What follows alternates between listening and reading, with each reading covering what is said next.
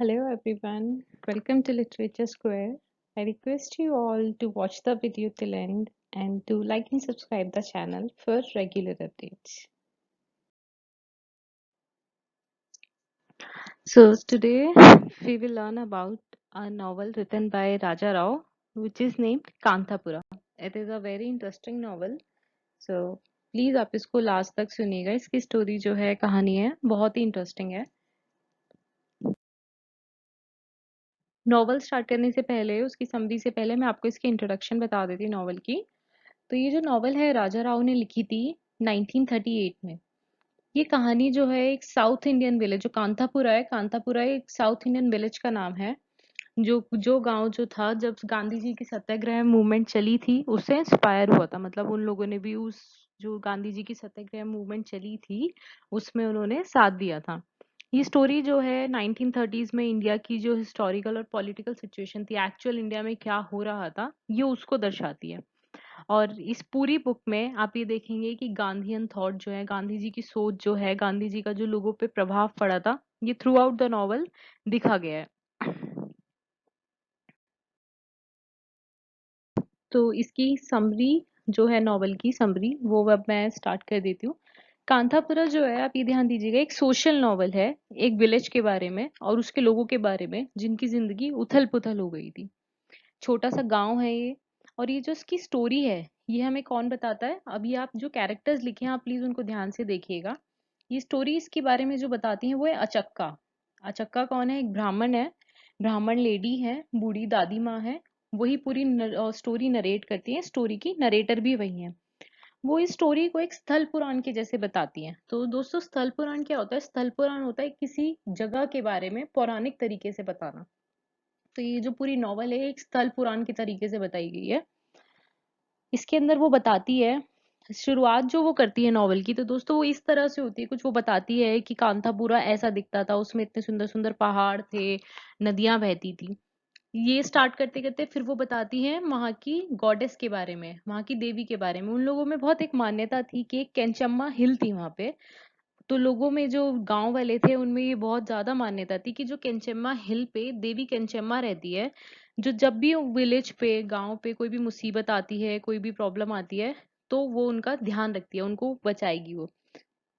गांव वाले ऐसा क्यों मानते थे क्योंकि सालों पहले ये बात बताई गई थी. ये गांव वाले जो सुनते आ रहे हैं कि सालों पहले एक राक्षस यहाँ आया था जो गांव को खत्म करना चाहता था. गांव के लोगों को खा जाना चाहता था. और जो गांव की औरतें थी उनको कहता था कि इनको मेरे साथ भेज दो मैं इनको अपनी बीवी बना के रहूंगा. तब जो देवी केंचेम्मा थी उन्होंने उस राक्षस का विनाश किया था. तब से लोग मानते हैं कि अगर गांव पे कोई भी मुसीबत आई तो देवी केंचेम्मा हमें बचाएगी.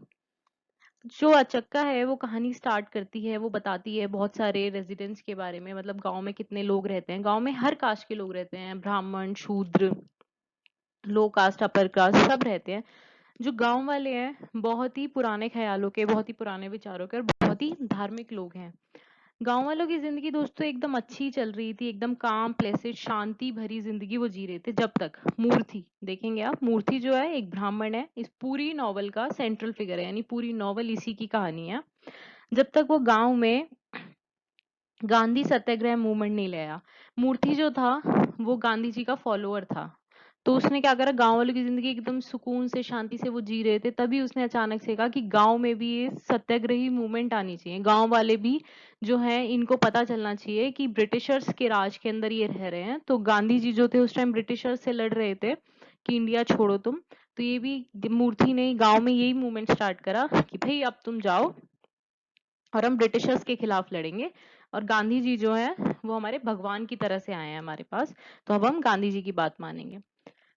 उसने लोगों को पढ़ाने की कांतापुरा के लोगों को गांधी जी के जो प्रिंसिपल्स थे वो पढ़ाने की कोशिश करी. बहुत उसने अपनी तरह से पूरी बेस्ट अपनी वो दी. उसने क्या करा सारे गांव वाले में चरखा जो थे जिससे वो कपड़े बुनते थे वो डिस्ट्रीब्यूट करे वो बांटे. और उनसे कहा कि अब तुम खादी के कपड़े बुनो और ये जो फॉरेन क्लोथ्स है ये डिस्कार्ड कर दो. ये फेंक दो. कोई नहीं लेगा अब फॉरेन सामान. ब्रिटिशर्स का दिया हुआ कोई भी सामान ब्रिटिशर्स का बनाया हुआ कोई भी सामान कोई नहीं खरीदेगा.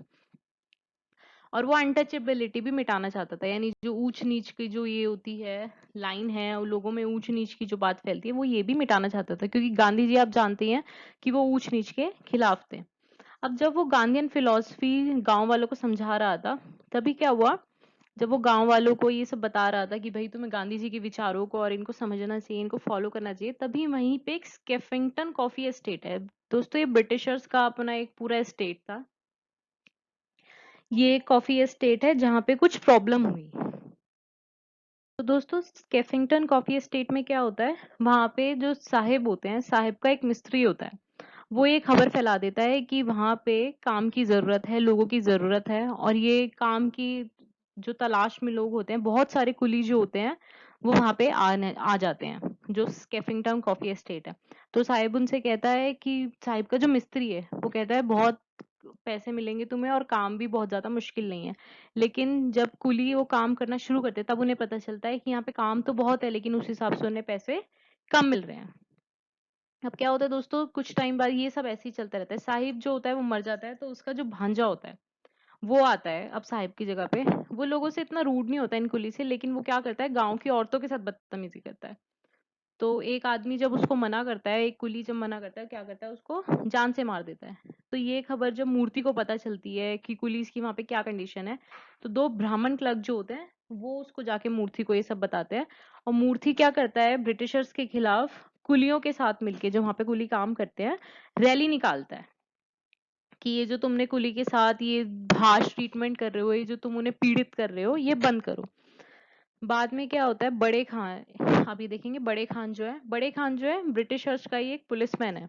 वो वहां पे गांव में आता है किसी काम से, लेकिन जो रेंज गौड़ा है, आप ये देखेंगे पटेल रेंज गौड़ा, ये एक शूद्र है, एक लो कास्ट है, लेकिन बहुत ही अमीर, बहुत ही शांत आदमी है, बहुत ही ऑनेस्ट आदमी है, गांव वालों की हमेशा मदद करता है, और गांव वाले इसकी बहुत इज्जत करते हैं। गांव वाले मानते हैं कि अगर पटेल ने कह दिया कि ये चीज सोना बन जाएगी, तो वो बन जाएगी। गांव वाले उसकी बहुत इज्जत करते थे। तो जब बड़े खान आता है, बड़े खान जो है, क्योंकि वो ब्रिटिशर्स का पुलिसमैन होता है, तो वो वहां पे रहने के लिए उसको कोई जगह नहीं मिलती, तो वो बहुत धमकी देके जाता है, मैं तुम गांव वालों को देख लूंगा। वहां से वो क्या करता है, स्केफिंगटन कॉफी एस्टेट जाता है, जहां उसे रहने के लिए छत अलॉट कर देते हैं जो ब्रिटिशर्स होते हैं। अब रेंज गौड़ा जो था, वो मूर्ति को बहुत सपोर्ट करता था उसकी गांधीयन टीचिंग्स में, वो भी उसका फॉलोअर बन गया था। लेकिन कुछ विलेजर्स थे जो मूर्ति से नफरत करते थे उसकी इस गांधीयन टीचिंग्स की वजह से, और कभी भी कोई मौका नहीं छोड़ते थे उसके बारे में बुरा बोलने का। जैसे कि वो लोग कौन थे, वाटरफॉल वेनकम्मा, ये आप देखेंगे, भट्टा, और मंदिर का पुजारी भी था, उसकी बीवी थी। बल्कि अब आप ये देखिए, सारे गांव वाले मूर्ति के साथ मिलके गांधीयन टीचिंग्स फॉलो कर रहे थे, लेकिन वहीं दूसरी तरफ मूर्ति की माँ, अपनी माँ और मूर्ति की जो वाइफ थी, वही उसके खिलाफ थे।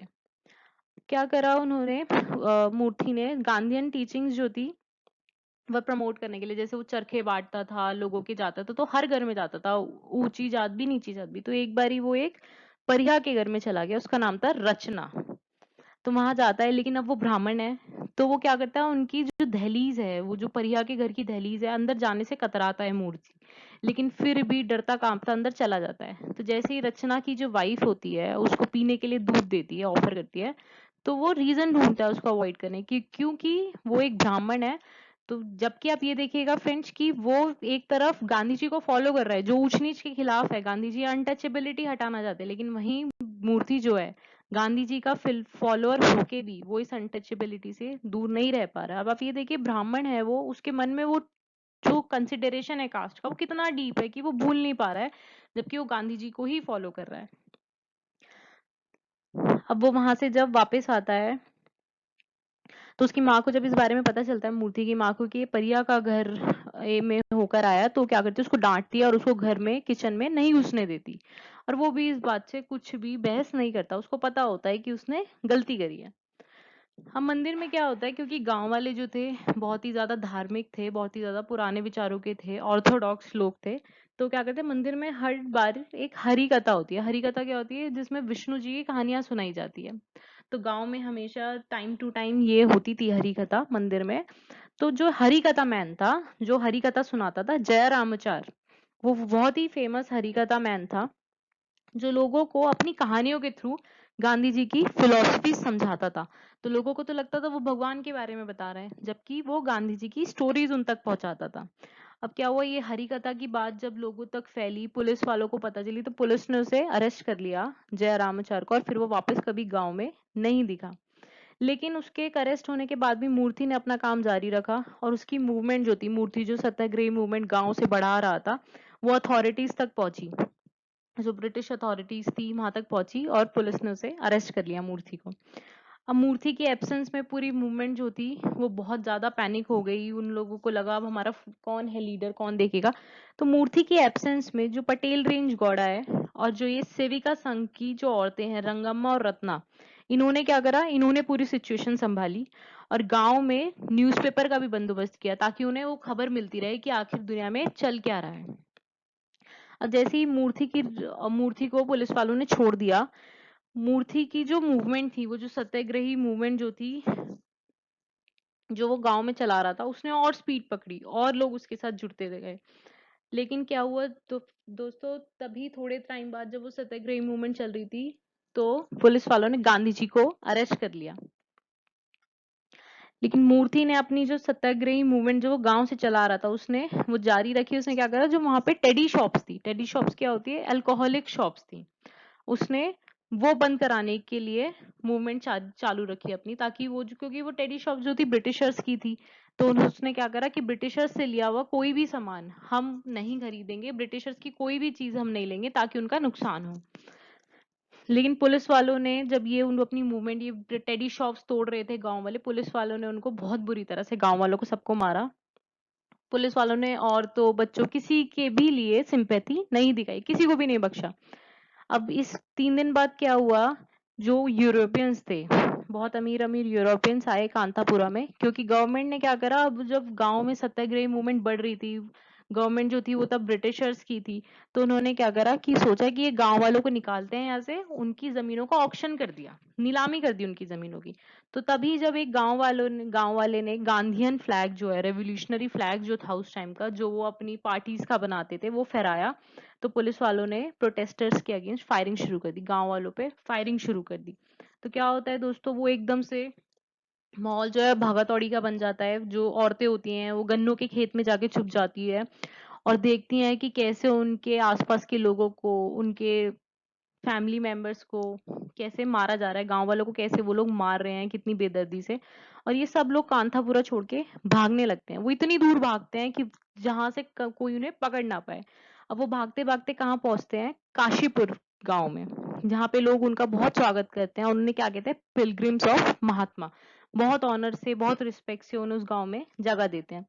अब कुछ टाइम बाद जो है फ्रेंड्स, मूर्ति जो है उसको जेल से छोड़ दिया जाता है। लेकिन अब वो गांधी जी को फॉलो नहीं करता। क्यों? क्योंकि वो देखता है कि गांधी जी जो है ब्रिटिशर्स के साथ बहुत ज्यादा कॉम्प्रोमाइज करने लगे हैं अब। तो क्या करता है, गांधी जी पे गिव अप करके वो जवाहरलाल नेहरू जी की जो पार्टी होती है उसको ज्वाइन कर लेता है। और अब रेंज गौड़ा जो है वो कांतापुरा वापस आता है, और जाके अचक्का को बताता है कि तुम्हारी जो जमीनें हैं गांव की, वो मुंबई के रहने वाले लोगों को बेच दी गई हैं। तो अल्टीमेटली क्या होता है, कांतापुरा के जो लोग हैं वो डिस्ट्रॉय हो जाते हैं, कांतापुरा पूरा खत्म हो जाता है। लेकिन वहां के लोगों ने आखिरी मोमेंट तक हार नहीं मानी थी। तो ultimately Kanthapura is destroyed, not defeated. तो आई होप आपको ये जो कैरेक्टर्स हैं, इसकी समरी है, एक्सप्लेनेशन है नॉवल की, वो समझ आया होगा। इन केस आपको कोई भी डाउट रहता है तो प्लीज आप इसको कमेंट बॉक्स में मेंशन जरूर कीजिएगा, और प्लीज वीडियो को लाइक और सब्सक्राइब जरूर कीजिएगा। Thank you so much.